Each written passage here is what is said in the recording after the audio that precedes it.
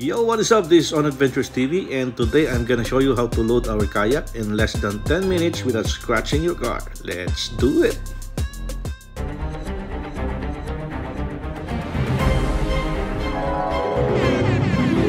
Alright, in order for us to do this, kakailanganin natin ng roof rack para sa ating sasakyan.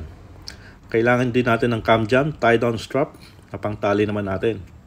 At saka ng yoga mat na gagamitin naman natin pang tapal sa ating sakyan para hindi magasgasan. Ilapat lang natin sa side.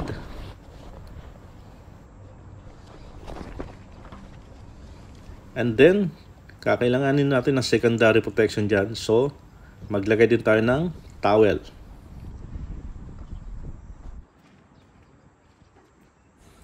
Alright, iposisyon na natin yung ating kayak. Hilain lang natin patalikod at kailangan nakaposition siya ng around 75 degrees. Ayan, pa sideways sa ating sakyan. Buhatin lang natin bahagya at dahan-dahan lang tayo. Iangat natin tapos ikalang natin sa side ng ating sakyan. So yan ang silbi ng ating cushion na ginamit. So punta tayo sa likod. Tanggalin natin yung strap ng ating trolley para maiangat na natin yung ating kayak. Hawakan natin yung handle sa likod at bagyan natin iangat dahan-dahan. I-slide lang natin yan. Ayan. At itulak natin hanggang sa nakaposition siyang nakagitna at nakabalance sa ating roof rack. So yan, kung sure ka ng nakagitna na, check natin sa side. Ayan, mukhang ayos naman siya. Next step is talian na natin gamit ang ating cam jam tie-down strap.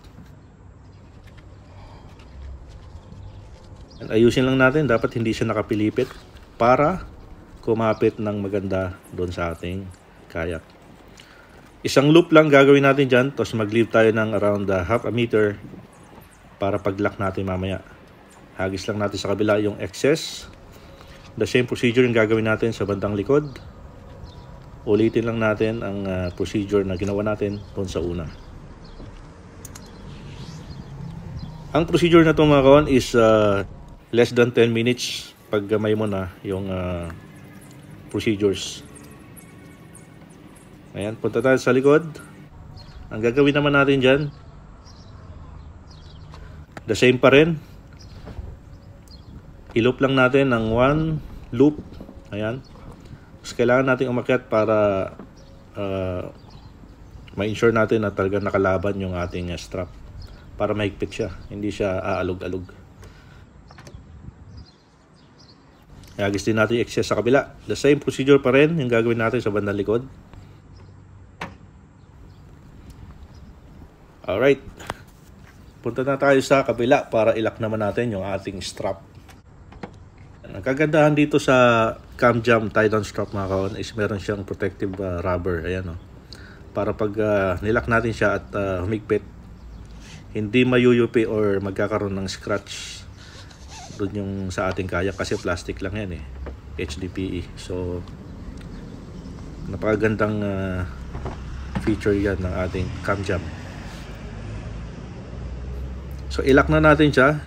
Ang pag-lock nito mga kawan is higpitan lang. Ayan, hilain lang isang end. Tapos kung siya na siyang hihigpit ng hihigpit.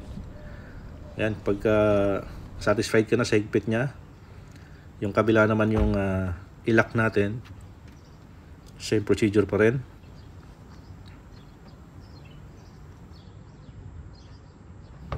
Tsaka hindi rin natin dapat masyadong higpitan kasi madi-deform naman yung ating kayak pag ganun.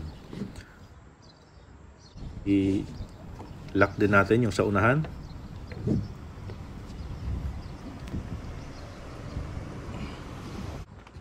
So yung excess strap natin mga kawan, ayaw nating lumilipad yan habang tayo bumibiyahe papunta sa spot. So i-secure lang natin yan, itali natin, Tapos iipit natin doon sa loob sa may taas.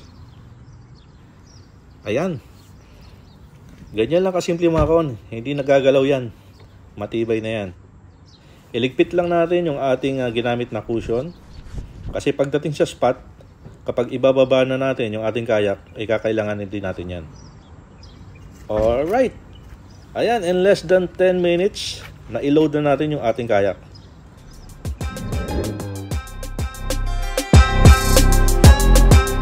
Kayang-kaya din gawin niya mga kaon. Kailangan lang ng practice para magamay niyo yung mga procedure. Sa susunod na tutorial natin, ipapakita ko naman sa inyo kung paano naman i-unload yung ating kayak. Nang ganoon pa rin, hindi nagagasgas at saka mabilis lang. Sana nakatulong!